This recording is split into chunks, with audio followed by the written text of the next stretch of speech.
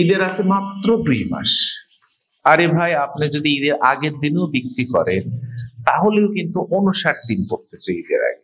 59 দিনে সোনালী বাচ্চার কোনোদিন গ্রোথ আসবে, 1 কেজি ওজন আসবে, সেটাকে আপনি বাজারে বিক্রি করতে পারবেন? এটা তো কোনোদিনই সম্ভব না। খামারিদের মধ্যে এত সোনালী বাচ্চার এই মুহূর্তে চাহিদা এত কেন, আমি বুঝি না।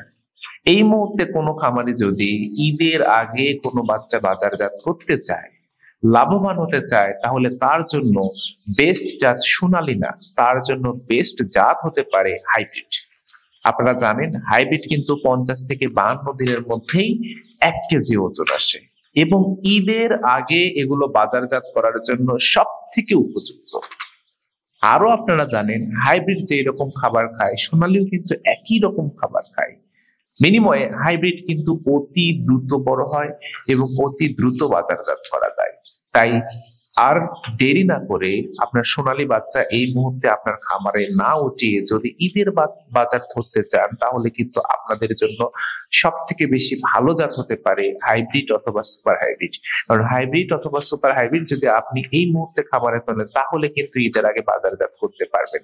আমাদের অনেক খামারি আমরা দেখেছি ঈদের আগে বাজারজাত করার জন্য সোনালী বাচ্চা নিচ্ছে।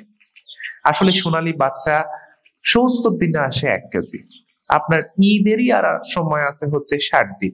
আপনি তো ঈদের আগেও যদি বিক্রি করেন, তাও তো মনে করেন আপনার বাচ্চাটা যে বিক্রি করবেন, বিক্রির পর্যায়ে আসবে না, অর্থাৎ আপনার আশাটা আর পূর্ণ হবে না।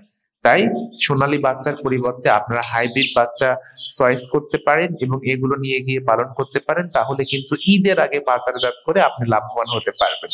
আপনারা জানেন বগুড়া পোল্ট্রি অ্যান্ড হ্যাচারির পক্ষ থেকে কিন্তু সারা দেশে বাচ্চা ডেলিভারি দেওয়া হয়। আমাদের কাছে বিভিন্ন জাতের মুরগির বাচ্চা আসে, Sonali, Sonali classic, Sonali cross, hybrid, super hybrid, tiger সহ বিভিন্ন জাতের মুরগির বাচ্চা। তবে এই মুহূর্তে সব থেকে ভালো জাত হতে পারে আপনার জন্য সুপার হাইব্রিড বা হাইব্রিড।